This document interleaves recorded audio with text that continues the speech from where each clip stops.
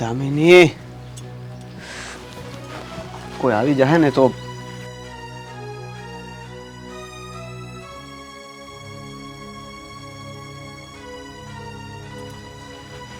ક્યાં હતી તું? કેમ આટલી વાર લગાડસ? બારે વાત કરતી હતી. બહાર વાત કરતી હતી? હું કહેતી હતી બાને? મુખી બાપાએ બાને મળવા બોલાવ્યા હતા. એમની હારે વાત કરવી હતી આપણા વિશે. આપણા વિશે? ઈ વળી આપણી શું વાત? મુખી બાપાએ બાને કીધું છે કે આપણું હક પણ નહીં થાય. દામિની, હું વાત કરેસ તું? સાચું કહું છું. મુખી બાપાએ ચોખ્ખી ના પાડી છે કે ઈ ગામના કોઈની હારે હક પણ તો હું એક નાની એવી વસ્તુની એ લે વેસ કે લેવડ દેવડ નહીં થાય. પણ તમારા ગામના મુખી બાપાને મારી હારે વાંધો શું છે? દેવેન, વાંધો તમારી હારે નહીં, તમારા ગામ હારે છે. અને તમારા ગામના મુખીને ખબર પડશે ને તો એ નાશ પાડશે. એ હક પરની હા નહીં પાડે. જાણો છો ને, આ વર્ષોના વર્ષો વીતી ગયા. બંને ગામ વચ્ચેનું વેર ઓછું થવાની જગ્યાએ ધીમે ધીમે વધતું ગયું. મુખી તો હિંસા, પણ આ બંને ગામ એ તે એકબીજાની હારે વાત નથી કરતા. હા, મંદિરે કેવું છે જે બે ગામને જોડી રાખે છે. જાણું છું, બધું જ જાણું છું. હવે આ તો મંદિર અહીંયા છે અને મંદિરના લીધે મળી ગઈ છે. પણ તને ખબર છે, જો મંદિરે પણ કોઈ જોઈ ગયું ને કે આ બીજા ગામનો અહીંયા બેઠો છે તો પણ તકલીફ છે. ખબર છે મને, પણ મને તો હવે ઉપાધિ થઈ રહી છે કે હવે હું કરશું. હા, મુખી બાપા છે ને એ માથા ફરેલા છે, કોઈનું માને એમ નથી. અરે અને એકવાર છે નક્કી કરી લીધું ને પછી એ વાતને કોઈ ન બદલી શકે. મને તો એ નથી સમજાતું કે એના જૂના વેર છે એમાં આપણા સંબંધને હુકામી ગમે તે ઠેકાણે પહોંચાડવા માંગે છે. એ તો મને નથી સમજાતું. ઉલટાનું એમને તો એવું સમજવું જોઈએ કે કદાચ જો હક પણ થઈ જાય અને બંને ગામ વચ્ચેના વેર ઓછા થઈ જાય, સંબંધો સુધરી જાય. એવું જ હોય તો આપણા સંબંધોને એ ખુશી ખુશી સ્વીકારવા જોઈએ ને. એવું તો ક્યાંય દેખાતું નથી. દેવેન, હવે હું કરું? ક્યાં સુધી આપણે આમને આમ ચોરી છુપે મળતા રહેવું? જો દામિની, કંઈ પણ થઈ જાય, હું તને પ્રેમ કરું છું. હું તને ક્યારેય છોડવા નથી માંગતો. પ્રેમ તો હું એ કરું છું ને, તો આપણે હું આ બંને ગામના મુખીની સામે થાઉં? એમની વાત નહીં સાંભળી. તમને ખબર છે ને એવું થયું તો હું થાય? જો એમની ઉપરવટ જાઉં ને તો આપણને ગામમાંથી કાઢી મેલશે. ગામમાંથી કાઢી મેલે ને તો આપણને મંજૂર છે, પણ આપણા હકપણમાં કે આપણા પ્રેમમાં એ જો વસ્યા આવ્યા ને તો કાંઈક નવા જૂની થાય. તમે ઉપાધિ ન કરો. કહેવાય છે ને, ભગવાન હવનો છે તો આપણે એ હામું જોશે અને એ જામાંથી બહાર નીકળવાનો કોઈ માર્ગ દેખાડશે. હા, આમ પણ આપણો જે પ્રેમ છે એ સૌથી વધારે તો આ મહાદેવને જ ખબર છે. બીજું તો શું કરી શકીએ? ભગવાન ઉપર છોડી છે અત્યારે. હા, હવે જોઈએ આગળ શું થાય. અંધુ એ સમય પર અને ભગવાન પર મેલી દઈએ. તમારા ગામના બાપુ આવે છે, હું નીકળું છું. હા.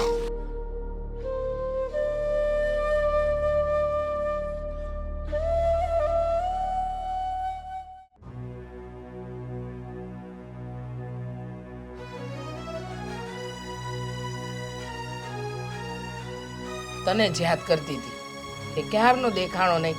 આ જમવાનું તૈયાર રાખ્યું છે, ક્યાં ગયો તો?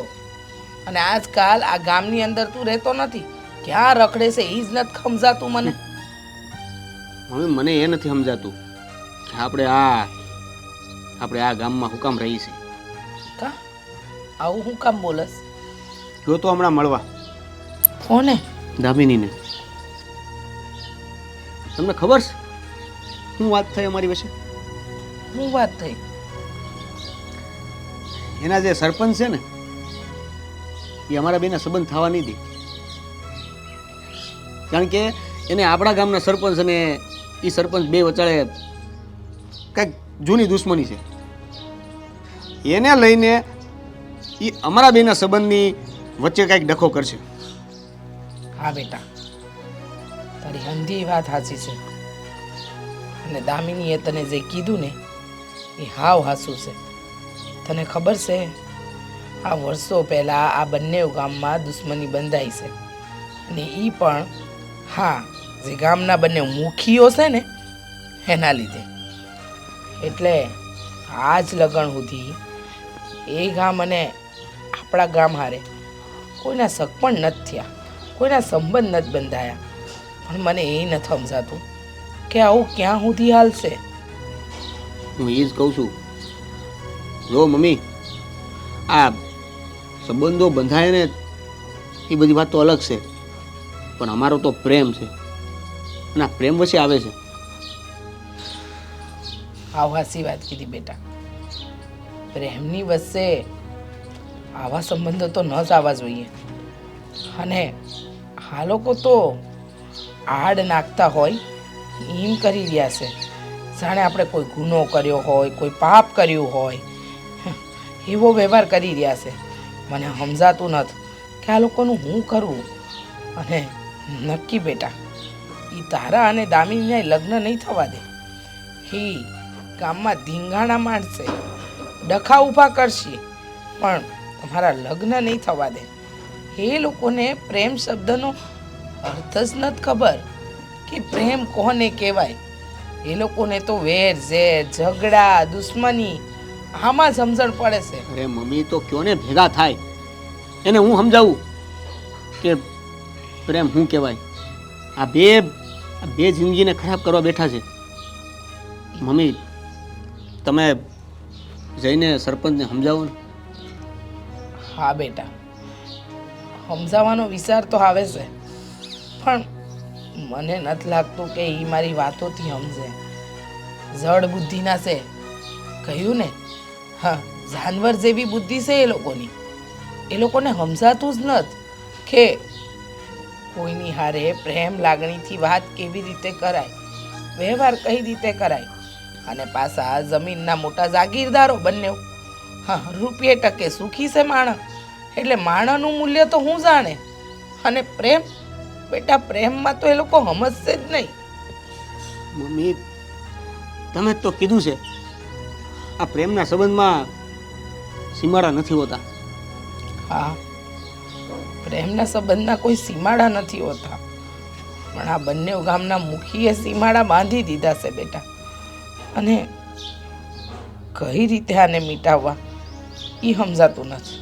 મમ્મી, જે કરવું પડે ને એ કરો, પણ તમે આ સરપંચને સમજાવો, સરપંચને વાત કરો. હા બેટા, સમજાવી.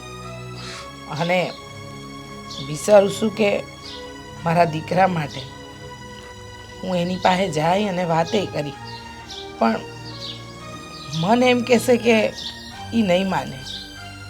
બેટા, આપણી પાસે કાંઈ નથી, આપણે રહ્યા ગરીબ માણસ, પણ જો તારી ખુશી માટે હું સરપંચ સાથે વાત કરવા જઈ એને પૂછી કે તમે આવું શું કામ કરો છો, મારા દીકરાના લગ્ન થવા દ્યો,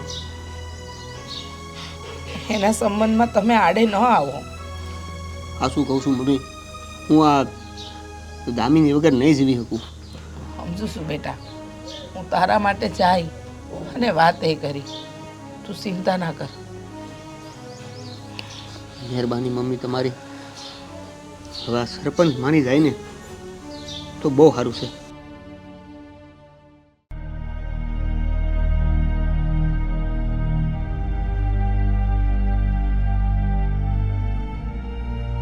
જય શ્રી કૃષ્ણ મુખી બાપા. જય શ્રી કૃષ્ણ. બોલો બેન, હું તમને કઈ ઓળખો નહીં? ઓળખાણ નહીં પડી હોય મુખી બાપા તમને મારી. હું તમારા બાજુના ગામમાં રહું છું. હા તે પણ બેહો ને. ના ના, બેહવા નહીં પણ થોડી વાત કરવા આવીશું મુખી બાપા. એટલે કઈ દુઃખ છે તમારે, એવું કઈક મદદ કરવાનું હોય તો તમે તારે કયો, બે ઝીઝક કયો તમે તારે. આ તમારા ભાઈનું જ ઘર છે એમ માનીને કયો. મુખી બાપા, હું તમારા દુશ્મન ગામથી આવી છું, જે ગામમાં તમારા વર્ષોથી વેરી રહેશે. તમે મુખી વચ્ચે વેર બંધાયા છે, એ ગામમાંથી આવીશું. તમારા ગામની અંદર એક માંગણી લઈને આવીશું મુખી બાપા. માંગણીની વાત તો એક બાજુ રહી, પણ તમે અમારા ગામમાં પગ મૂકવાની હિંમત કેમ કરી? તમને જરી કઈ વિચાર ન આવ્યો હું કયા ગામમાં જાઉં છું, કોની ઘરે જાઉં છું? વિચાર તો આવ્યો, પણ પછી વાત જ એવી હતી કે તમારા ગામમાં મારે આવવું પડે એમ જ હતું. જુઓ મુખી બાપા, એક મા તરીકે વિનંતી કરવા આવીશું. મારો સોરો અને તમારા આ ગામની છોરી, એ બંને એકબીજાને બહુ પ્રેમ કરે છે અને એ લોકોના સગપણ કરવાની વાત ચાલે છે. પણ તમારા બંને વચ્ચેના વેરના લીધે આ ગામની વચ્ચે સીમાડા બંધાઈ ગયા છે. મુખી બાપા, તમે રજા આપી દો તો તમારા ગામની છોકરી મારા ઘરની વહુ બની જાય. આ જો હાથ જોડો હોય ને, હાથ તો ભગવાન સામે જોડો, કારણ કે એ ભગવાન છે ને તમારા દીકરાનું આયુષ્ય લંબાવશે. જો એ આ બધા નાટક નહીં બંધ કરે ને તો મારે તમારા દીકરાને જીવતો જીવ મારી નાખવો પડશે. તમે આ શું બોલો છો? તમારી દુશ્મની અમારા ગામના મુખી હારે છે, અમારી હારે હું છે? અમે લોકોએ હું બગાડ્યું છે? અમારા ગામના એકબીજાના વ્યવહાર બંધ થઈ ગયા છે. નથી કોઈ એકબીજાને તહેવારમાં બોલાવતું કે નથી એકબીજા સાથે કોઈ સંબંધ રાખતું. અને આ છોકરા છોકરી એકબીજાને પ્રેમ કરે છે, તો આ પ્રેમ તો એવી વસ્તુ છે કે ભલભલી દુશ્મનાવટ મટાવી દે. આવું ન કરો મુખી બાપા. મારા દીકરાને તમારા ગામની દીકરી છે એની હારે હક પણ કરવા દો. તો એ બધું પહેલા વર્ષો પહેલા ક્યાં ગયું હતું? આ બધું અમારા જ ગામની દીકરી હતી અને તમારા ગામનો દીકરો હતો, તો એ દીકરાના બાપાએ એ સંબંધ તોડી નાખ્યો અને અમારા ગામની દીકરી બિચારી જીવતે જીવ મરી ગઈ. ત્યારે આ બધું તમારું ક્યાં ગયું હતું? મુખી બાપા, જે બનવાકાળ હતું એ બની ગયું. હવે એ વાતને પકડીને માણસ આખી જિંદગી તો ન બેહી રહે ને, પેઢીઓની પેઢીઓ વહી જાય, પણ આ દુશ્મનાવટ નહીં મટે. મુખી બાપા, માની જાઓ, મારા દીકરા માટે હું કરું છું તમને. જ્યાં લગી આબમાં સાંધો ઉગશે અને આકાશમાં સૂરજ ચમકશે ને ત્યાં લગી એ દુશ્મની ક્યારે નહીં ભૂલાય. અને તમે એક સ્ત્રી છો, એક મહિલા જાત, એટલે અમે તમને અહીંયાથી જવા દેવી છે. જો કોઈક પુરુષ હોત ને તો જીવતો ન જતા ગામમાંથી. મુખી બાપા, માનું છું માણો વચ્ચે વેર હોય, પણ એ વેર જો પ્રેમને પણ ન સમજી શકે તો એ વેર હું કામનું? મને સમજાતું નથી કે તમે કરવા હું માંગો છો. તમને ખરેખર તમારા પગ પકડીને વિનંતી કરું છું, મારા દીકરાનો હક પણ આ ગામમાં થવા દો. નહીં, એ ક્યારેય નહીં બને. અને તમે જે આવ્યા છો ને એ તમારા ખુશ નસીબ છે કે તમને ગામમાં કોઈ ઓળખી ન ગયું, એટલે તમે આ મારા ઘર સુધી પગી ગયા. જો ગામમાં કોકને ખબર પડી ગઈ હોત ને કે તમે દુશ્મન ગામના બેન છો તો તમને આ ગામમાં આવવાય ન દેત, અને છતાંય જો તમે આવત ને તો તમને જીવતે જીવ તમારે આ ભૂમિમાં દાટી દેત. એકવાર વિચાર કરશો મુખી બાપા, વિનંતી કરું છું, માની જાવ ને. નીકળો કીધું ના આવે તમને કે મારે ધક્કો બહાર કાઢવો પડે એની પહેલા તમે નીકળી જાઓ. કોઈ સ્ત્રીનું અપમાન કરવા હું નથી માંગતો. છોડીને પ્રેમ કરું છું તમારા ગામની. ભૂલી જાય ને. કેમ ભૂલી જાવ? હું કહું છું ને, હા એકના બદલે બે મરશો, એના કરતાં સારું છે કે એને ભૂલી જા અને બાકી રહ્યું તો તમારું ગામ. કેમ છો મિત્ર? હું છું આદિત્ય ગોંડલિયા અને હું મીરા આહિર. અમારા આવા અવનવા વિડીયો જોવા માટે આજે જ અમારી ચેનલ એટલે કે ડીકે ડિજિટલ એને લાઈક કરો, શેર કરો, સબસ્ક્રાઇબ કરો અને બેલ આઇકોન દબાવવાનું બિલકુલ નહીં ભૂલતા. Thank you.